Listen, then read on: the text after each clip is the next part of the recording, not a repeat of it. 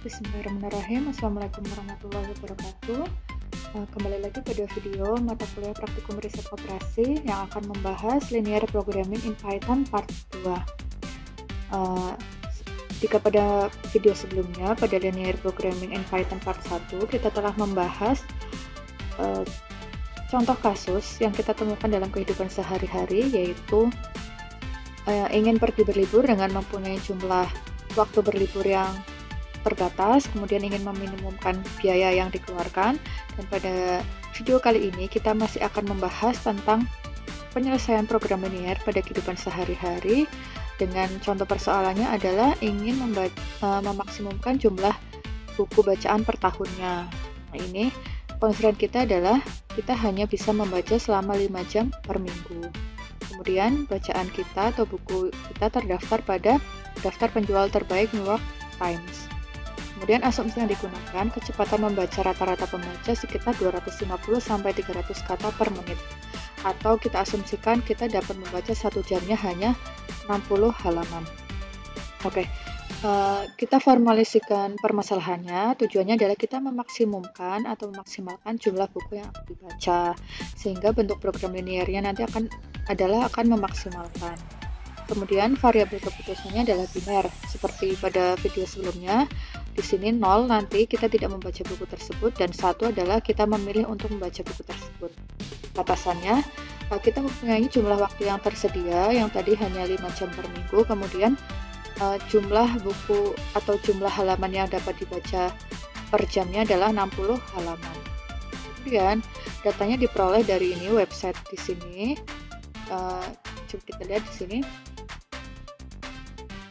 Nah, ini di sini ada judul bukunya, kemudian ada autornya, ada ratingnya, ada jumlah halamannya berapa. Di sini datasetnya terdiri dari judul buku, ada penulisnya atau autor, peringkat atau ratingnya, skornya, sama jumlah halaman. Oke, mungkin sekarang kita langsung buka ini saja. Seperti biasa kita buka collab.research.google.com. Nah, kita buka di sini. Kemudian bisa new notebook di sini.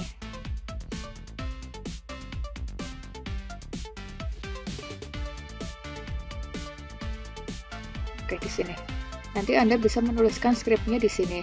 Kemudian saya langsung buka saja skrip yang saya punya. Nah, ini tadi kita akan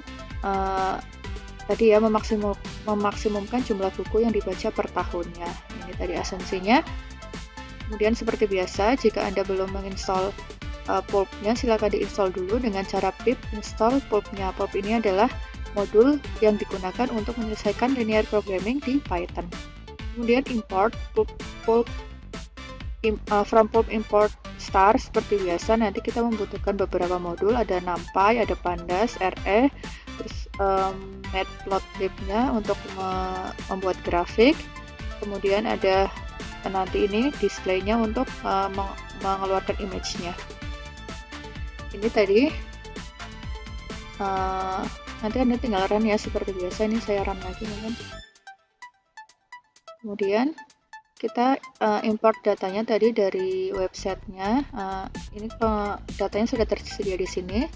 Kemudian PD tadi Pandas yang sudah kita lihat, kita singkat dengan PD. Read underscore CSV. Nah, URL-nya yang tadi ini. Kemudian encodingnya Unicode Escape. Kita mau lihat, boleh kita lihat 5 data terakhir, jadi 5.2. Coba saya run. Nah, ini berarti adalah 5 data terakhir. Nah, ada 77 row kali 10 kolom. Berarti nanti totalnya ada 82 baris ke bawah. Nah, di sini ada book name-nya, ada Goodreads score-nya, ada autornya, ratingnya berapa. Nah, nanti yang variabel yang akan kita gunakan adalah jumlah halaman dan ratingnya. Rating .1-nya ini. Rating dari mungkin yang telah membaca secara online terhadap buku tersebut. Oke. Kemudian ini kita mau plot juga seperti pada video sebelumnya. Mau memplot book name, judul bukunya berdasarkan halamannya. ternyata halaman paling banyak ini nanti ada di mungkin di buku keberapa ini. Kemudian jumlah judulnya berdasarkan rating, termasuknya ini ratingnya hampir di atas 4 semua, bahkan ada yang mungkin mencapai 5, hanya beberapa yang masih di bawah 4 di sini. Untuk jumlah halamannya di sini bisa ada yang sampai 1000 lebih halaman. Kemudian rata-rata mungkin kita bisa ambil sekitar 300 halaman. Tapi ada juga yang di bawah 200 di sini. Oke, sekarang kita setup LP problemnya. Seperti biasa kita membuat prop variabel di sini. Pulp.lp problem ini dari modul pulp. Terus kita menggunakan perintah lp problem. Nah, ini saya beri namakan buying bestseller. Nah, ini boleh diganti misalkan reading bestseller juga boleh, atau buku kayak gitu boleh. Nah, karena kasus kita adalah memaksimumkan jumlah buku bacaan, maka di sini adalah lp maximize. Sekarang kemudian kita create decision variable-nya. Nah, decision variable-nya, nah tadi ada 82 atau variabel keputusan kita. Tadi ada 82x. Ada 82 jumlah judul buku. Itu yang nanti akan kita buat sebagai variabel keputusannya. Nanti variabel-variabel mana yang akan kita pilih untuk baca. Apakah x0 mungkin dengan x14 dan seterusnya. Seperti biasa ini sintaknya atau skripnya di sini variabel kita adalah binary ya, 0 dan 1. Nanti 0 untuk tidak dipilih untuk dibaca dan 1 untuk dipilih untuk dibaca. Kemudian kita define objective function-nya atau fungsi tujuannya tadi, memaksimumkan jumlah buku yang akan dibaca. Di sini kita create optimization function-nya. Nanti optimization function-nya hanyalah x0 plus x1 plus ini mungkin nggak urut ya, x2 sampai nanti ditambahkan ke x81 karena kita mulai dari 0 ya, ada 82x. Jadi buku mana yang akan dibaca. Kemudian constraint-nya, nah tadi kita punya hours week grid-nya, kita hanya bisa membaca 5 jam per minggu, atau alokasi waktu yang kita sediakan adalah 5 jam per minggu. Kemudian jumlah halamannya per jamnya kita hanya bisa membaca 60 halaman. Ini constraint kita. Kemudian kita create constraint-nya. Nah, diasumsikan kita hanya mempunyai dalam 1 tahun itu ada 365 hari. Oleh karena itu nanti total page can read-nya per minggunya ada 52 kali hour week read-nya dikalikan page per hour-nya. Nah, sehingga constraint-nya seperti ini tadinya di sini. Nah, tadi ya di sini nama saya di atas adalah buying bestseller, maka di sini juga buying bestseller.lp. Kita lihat. Oke. Kasus kita atau fungsi objektif kita adalah memaksimumkan. Itu x0 ditambah x1 tambah x2 ya. Ini enggak urut. X2 nya di sini. Nah, pokoknya nanti ditambah sampai x81. Terus constraint kita adalah 530x0 ditambah 313x1 dan seterusnya sampai ke ini juga nggak urut, ke 81 sama dengan 15.600 yang tadi diperoleh dari sini dikalikan. Kemudian constraint ini angka-angka 530 dapatnya dari mana? Saya coba back ke atas. Saya coba ambil yang teratas. Nah ini 530 x1 ditambah 313 x2 ditambah 438 x3 dan seterusnya. Kemudian sama dengan lokasi waktu yang disediakan 15.600 jam. Di sini dari 52 dikalikan tadi 5 dikalikan 60. Oke.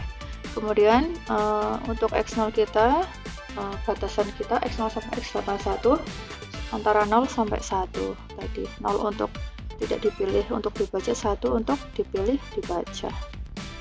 Nah, di sini ada sebanyak 82 variabel keputusan. Kemudian actual optimization-nya kita sekarang, nah di sini ternyata yang dipilih optimal solution-nya berarti jumlah buku yang akan dibaca selama 1 tahun itu maksimal kita dapat membaca 46 buku.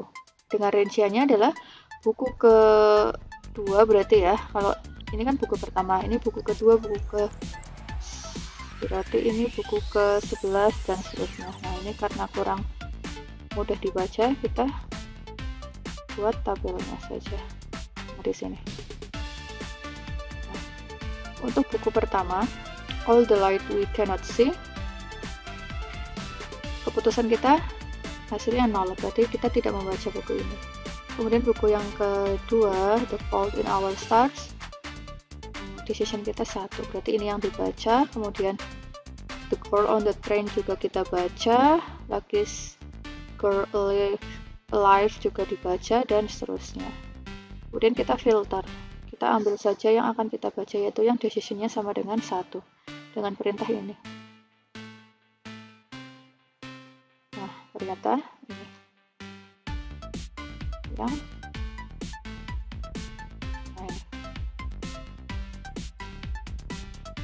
buku kedua dan seterusnya. Ada sebanyak, nanti berarti banyak berapa bukunya. Nah, kita lihat panjangnya, ada sebanyak 46 buku. Jadi dari persoalan ini, jumlah buku maksimum yang dapat kita baca dalam 1 tahun sebanyak 46 buku. Dengan rinciannya adalah pada tabel ini. Di sini judulnya apa, kemudian ratingnya berapa, kemudian total halamannya berapa.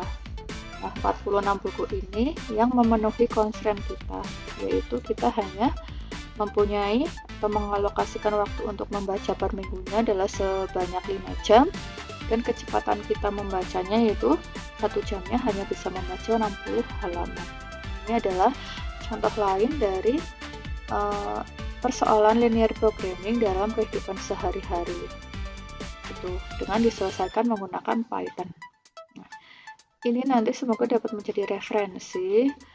Selain mungkin selama ini kita belajar OR atau linear programmingnya dengan studi kasusnya mungkin dalam bidang misalkan produksi, jumlah barang yang harus disediakan oleh suatu perusahaan atau pabrik dengan jumlah permintaannya sekian. Nah, kalau yang ini contoh daripada video ini dan video sebelumnya, linear programming menggunakan Python itu lebih kepada studi kasus atau contoh dalam kehidupan sehari-hari. Oke, demikian untuk video pada permasalahan linear programming in Python part 2. Semoga dapat membantu untuk lebih memahami aplikasi linear programming pada kehidupan sehari-hari dan penyelesaiannya menggunakan Python. Terima kasih atas perhatiannya. Wassalamualaikum warahmatullahi wabarakatuh.